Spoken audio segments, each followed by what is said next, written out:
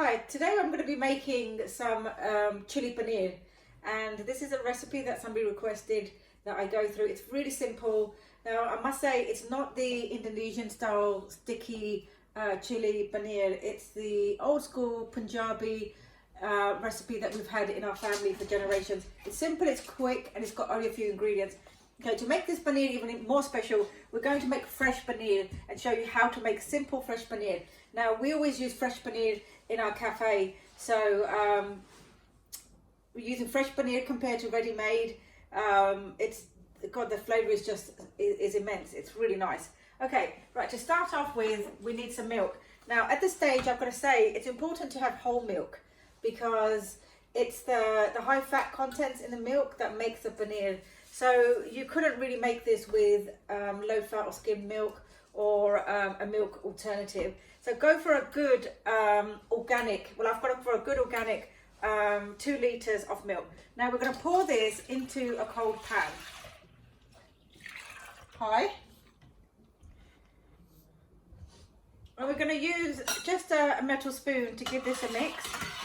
Now it's important that we keep an eye on the paneer because the idea of this is to catch the paneer just before boiling point. So it reaches that temperature that when we put the lemon or the lime in it, or even vinegar, it's going to split. So you've got the curd and the whey split. So we're gonna let this heat up and keep mixing it. Now, if you find that the milk is hitting the bottom and it's catching at the bottom, don't panic. As long as you keep it moving, if you do get a little bit of, if it's catching at the bottom just a little bit, it's fine. Just keep giving it a mix. One thing you don't want is to leave this unattended because we don't want this to catch to the point that it burns, because if that happens, you're going to have the smell of the burnt milk echoing through the paneer, and that's not going to be nice. So if you find it catches just a little bit, don't panic. Just carry on with it. It's absolutely fine. So I shall see you back in a couple of minutes, and I'll catch you at the point where this is just coming to the boil. Now, this has been on a high heat for a good couple of minutes. If you have a look here, you can see that there's a foam starting to show on top of the milk. Now, this is to say it is getting hot. It's going to go into simmer, and we're very close to boiling point. Okay, so now we're going to give it a little mix again. And keep an eye on it. Again, don't walk away from it because it happens so quickly. From this point where it's frothy on the top to simmer to boil, it happens really, really quickly. So we're just going to keep an eye on this now. We're going to use some limes for this. Usually I would use lemons, some fresh lemons, but we haven't got any fresh lemons. So we have limes, so we're going to give it a go with limes. Now, any kind of acid is acidic fruit is good. I mean, you could even do this with orange juice as well if you wanted to, but failing that, if you don't have any fresh fruit at the moment, which is understandable, then use a few little squirts of vinegar. But we're going to go with the limes. Now I have three whole limes here which I've chopped up. Now I may not need all of them, it just depends how quickly this separates. So Kira, would you like to bring the camera over here? Thank you. So you can see that there's little air bubbles little pockets are starting to come to the top. Just there. Can you see those little bubbles? Okay, so we are fast approaching a simmer point on this. Now I'm mixing it now and I can feel it just slightly catching at the bottom, but I'm not worried.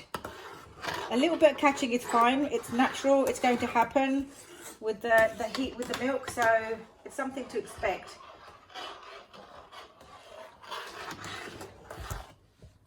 Now, sometimes I find that sometimes it takes a lot more lemon or a lot more lime for the milk to split, and there's various reasons. One of the obvious ones is that if the limes or the lemons are straight out the fridge, then it's going to drop the temperature of the milk rapidly, and that means the milk is not at the right temperature for it to split. So the best thing to do is, when you know you're going to be making this, just leave your lemons or your limes outside at room temperature, and always have the cooker on a low heat, because what you find is when we put the lemon or the lime in, it hasn't split, but you've put quite a bit of fruit, the juice in it. So what we do is we put it back on the heat again, we slowly stir it, and then you find as it goes back up to temperature, it will split. So, okay, it's going to start to boil now. I'm using an electric cooker here at the moment, so that's something new for me. And usually with the gas, you turn it down and the temperature goes down really quickly. But with the electric cooker, it can be a bit temperamental. So I'm just going to pull it straight off the heat. And I'm going to go in with some lime. Now I'm putting a fork in here. And this fork, basically, it just encourages the juice to come out, rather than just squeezing it by hand. So there's a little trick there for you. And it does actually get a lot more of the juice out. And again, if you want more juice from your fruit, roll the fruit first on a work surface like this. So if you just grab it and you just roll it, it just loosens everything up and it's just easier to squeeze. Okay, so I'm going to put another half of the lime in.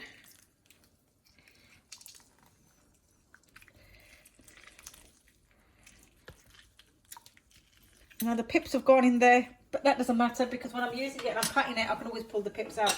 So now is the time we just have a look to see whether it has split. It hasn't. So what we're going to do is we're going to turn the cooker right down to number 1, bring it back on the heat, and I'm going to go in with another half of a lime.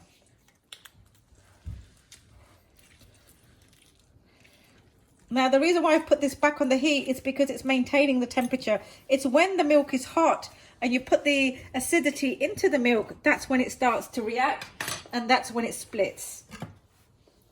So I'm going to give this a mix. Now it's starting to split already, little bits of it. So I'm just going to give this a few minutes. Well, not a few minutes, just a few seconds. Can you see it's actually rapidly starting to split now? There we go. Okay, so if you just catch it here, you can see as it splits.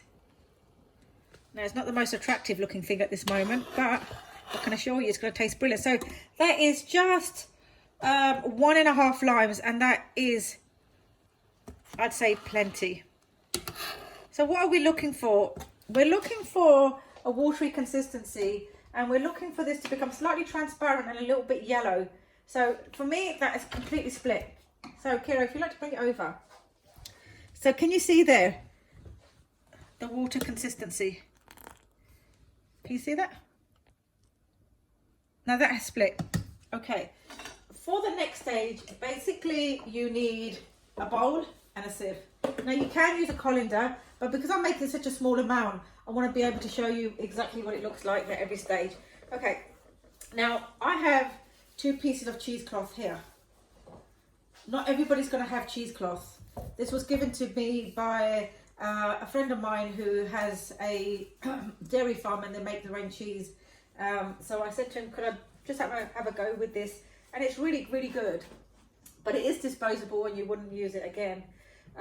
So I have a few pieces of those. But if you don't have some muslin or a nut cloth, then go old school and just go in with a tea towel, providing it's nice and clean. Use a tea towel. So basically what you would do is you would just put it over the sieve, and we're going to start putting the paneer into that. Just for now, for simplicity reasons and for you to see exactly what this looks like, I'm going to use this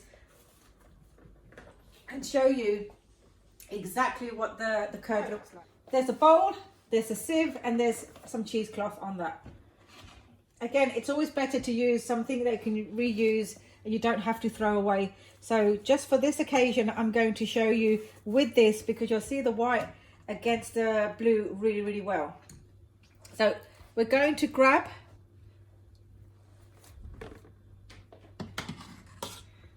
the curd out of the pot and we're just going to place it into here. Now, can you see how much this is making? Now this was just 2 litres of organic milk, whole organic milk.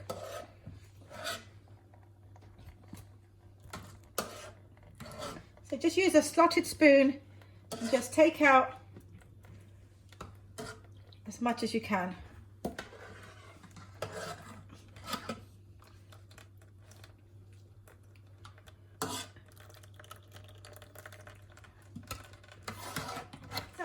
as you can see, we're left with this whey, and I've kind of fished out the big pieces and there's nothing much left in there, but you can see there's like a yellowy color. Now we don't have to throw this away. You can use this in cooking, baking, when you're making a curry with a sauce. Perfect time. Okay, now what we're going to do is, you can see here the water is, there's quite a bit of water that's accumulated in here. So what I'm going to do is I'm just going to grab this. The good thing about this is you've got a handle on it, so it gives you a bit more flexibility. So we're going to grab this, and then we're going to just move this around because we want to bring this together.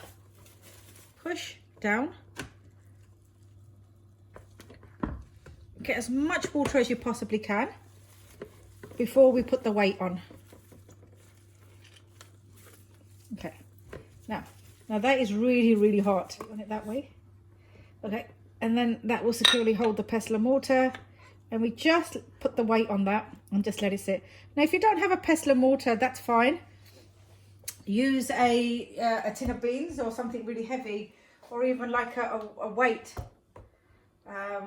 any kind of a weight. We want to weigh this down so it presses the paneer, like the cheese, and it holds it together, because we are going to be cutting this into cubes a little later. Now this water still started, there's still a little fair bit of water, but we're just going to leave that now aside,